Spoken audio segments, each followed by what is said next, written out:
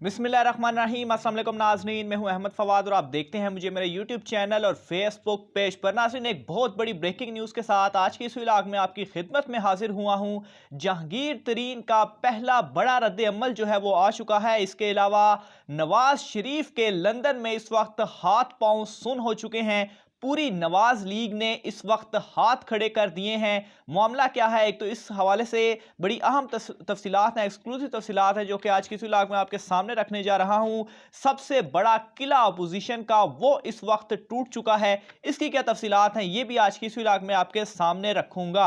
सबसे पहले मैं आपको ये बताता चलूं कि सुप्रीम कोर्ट ऑफ पाकिस्तान की जानिब से जो दरखास्त दायर की गई थी नाअहली के हवाले से, सुप्रीम कोर्ट बार की जानिब से उस दरखास्त पर एतराज लगाकर उस दरखास्त को वापस जो है वो कर दिया गया है। रजिस्ट्रार सुप्रीम कोर्ट की जानिब से ये जो दरखास्त है उसे वापस जो है वो की गई है। जो एतराज इस दरखास्त के ऊपर सुप्रीम कोर्ट रजिस्ट्रार की जानिब से लगाया गया है, उस एतराज के मुताबिक नाज़रीन, सुप्रीम कोर्ट अगर एक मरतबा कोई फैसला दे दे तो उसके ऊपर नई दरखास्त जो है वो दायर नहीं की जा सकती, क्योंकि ये जो मामला था नाअहली वाला, इसके ऊपर जो नज़रसानी की दरखास्तें थी वो भी पहले से ही मुस्तरद हो चुकी हैं, जो कि सुप्रीम कोर्ट ने मुस्तरद की थी। तो अगर नज़रसानी की भी दरखास्तें मुस्तरद हो जाएं और फिर दोबारा से कोई दरखास्त आए तो वो दरखास्त काबिल समाअत जो है वो नहीं होती। बहुत बड़ा झटका जो है वो नवाज शरीफ को इस वक्त लंदन में लग चुका है। इसके अलावा सुप्रीम कोर्ट रजिस्ट्रार की जानिब से यह भी कहा गया है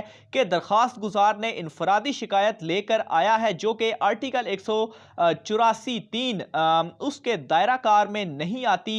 जो इसमें नुकात उठाए गए थे वो भी तसल्ली बख्श या इत्मीनान बख्श जो है वो नहीं है। आर्टिकल 184(3) जो है नाज़रीन वो अज खुद नोटिस से रिलेटेड होता है। इसके अलावा नाज़रीन, ताहयात नाअहली के हवाले से ये जो दरख्वास्त थी ये वापस की जा चुकी है और नवाज शरीफ की जो सारी उम्मीदें उन्होंने इस मामले से जोड़ी हुई थी वो भी टूट चुकी हैं। और गुज़श्ता कुछ दिनों से जो एक बड़ा प्रोपेगेंडा भी किया जा रहा था कि सुप्रीम कोर्ट में नाअहली की दरखास्त आ चुकी है और अब नवाज शरीफ की वापसी भी होगी और सारा कुछ होगा, नाअहली भी खत्म होगी, वो तमाम चीजें जो हैं वो इस वक्त दम तोड़ चुकी हैं। दूसरे नंबर पर नाज़रीन, जहांगीर तरीन का भी इस हवाले से जो नाअहली वाला ये दरखास्त थी इसके ऊपर पहला रद्द अमल जो है वो सामने आया, क्योंकि रिलेट ये भी किया जा रहा था कि नवाज शरीफ और जहांगीर तरीन दोनों को इससे जो है वो फायदा होगा अगर ये ताहयात नाअहली को ख़त्म किया जाता है और इसको 5 या 10 साल या किसी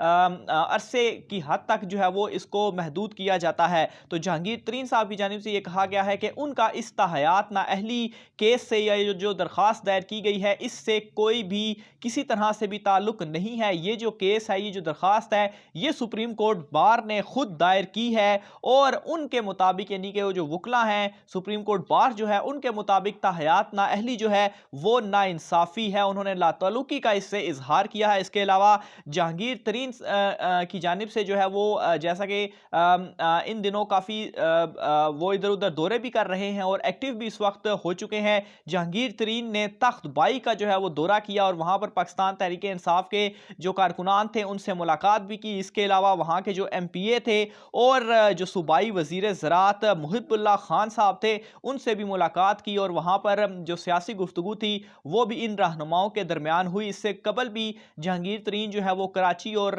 जनूबी पंजाब और मुख्तलिफ एरियाज़ में वहाँ पर जाकर और कारकुनान को जो है वो एक्टिव इस वक्त कर रहे हैं। बहरहाल इस दरख्वास्त के ऊपर पहला रद्द अमल जहांगीर तरीन साहब की जानिब से आ चुका है कि उनका इससे कोई ताल्लुक नहीं है। इसके अलावा नाज़रीन, नवाज शरीफ के जो सारे साथी हैं, जो पूरी नवाज लीग है, जो बड़े बड़े रहनुमा हैं, राना सनाउल्लाह का नाम ले लें, ख्वाजा आसिफ का नाम ले लें, शायद खाकान अब्बासी का नाम ले लें या शहबाज शरीफ का नाम ले लें, इन तमाम रहनुमाओं ने मुश्तरका तौर पर हाथ जो है वो खड़े कर दिए हैं और इस बात को एक्सेप्ट कर लिया है कि वो अब वज़ीर-ए-आज़म इमरान खान साहब के खिलाफ तहरीक अदम एतमाद पार्लियामेंट में नहीं लेकर आ सकते, क्योंकि उनकी तमाम कोशिशों के बावजूद जो इत्तेहादी थे और इसके अलावा ख़ास तौर पर जहांगीर तरीन जो थे उन्होंने उनकी बात मानने से इनकार कर दिया है। इसलिए उन्होंने ये फैसला किया है कि वो अपने बयानात की हद तक तहरीक अदम एतमाद के हवाले से बातें करेंगे और सियासी तौर पर फ़ायदा उठाएंगे, लेकिन चूंकि वो ला नहीं सकते, चूंकि मुमकिन नहीं है, इसलिए वो कभी भी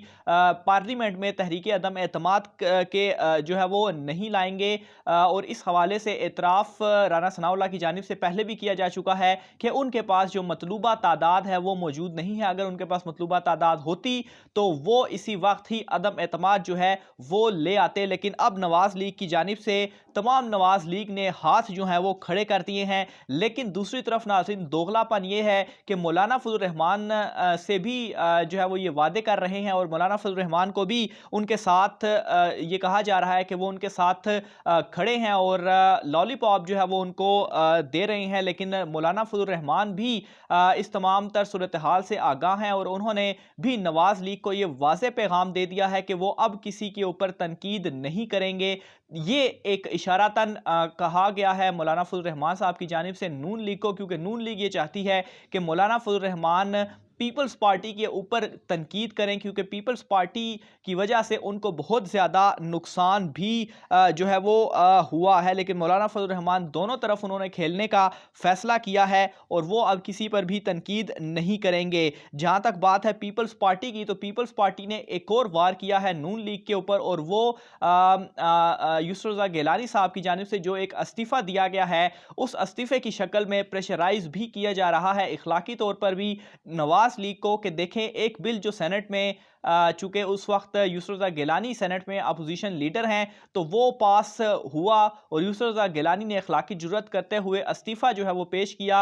लेकिन दूसरी तरफ जो नवाज लीग है वो बार बार नाकामियों के बायस भी उनका जो ढीठपन है वो कायम है।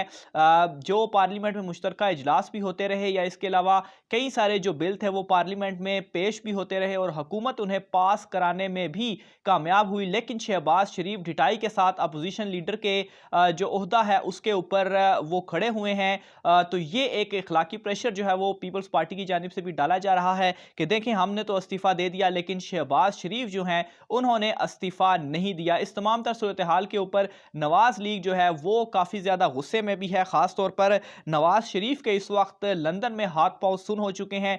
जो भी वो कोशिश करते हैं वो उल्टा उन्हीं की तरफ वापस आती है। जो वो थप्पड़ दूसरे को मारने की कोशिश करते हैं वही थप्पड़ उनके अपने चेहरे पर आकर जो है वो लगता है। और बिल आखिर ये फैसला किया जा चुका है, अपनी हार को तस्लीम किया जा चुका है नवाज लीग की जानिब से नाज़रीन। और ये मुश्तरका तौर पर ये एक अहम बैठक हुई है नवाज लीग की जहां पर उन्होंने ये फैसला किया है कि वो अदम एतमाद नहीं लाएंगे, क्योंकि नाज़रीन ये मुमकिन ही नहीं है और वो अदम एतमाद की तहरीक जो है वो ला भी नहीं सकते। और यूं जो पीडीएम का एक बड़ा किला अपोजिशन जमातों की जानिब से खड़ा किया गया था जिससे पहले नंबर पर पीपल्स पार्टी जो थी वो अलहदा हुई, लेकिन अब मौलाना फजल रहमान जो हैं उनके दरमियान और नून लीग के दरमियान भी जो दूरियां हैं वो बढ़ चुकी हैं और पीडीएम एक मरतबा फिर से अपने मंतकी अंजाम को पहुंच चुकी है। ये नाज़रीन आज का अहम व्लॉग था, अहम तफसीलात थी। अपनी राय का इज़हार कमेंट बॉक्स में लाजमी कीजिएगा कि सारी सूरत हाल के हवाले से आप क्या सोचते हैं, कमेंट बॉक्स में लिखिएगा। आज की व्लॉग से इतना ही, मुझे इजाज़त दीजिए, अल्लाह हाफिज़।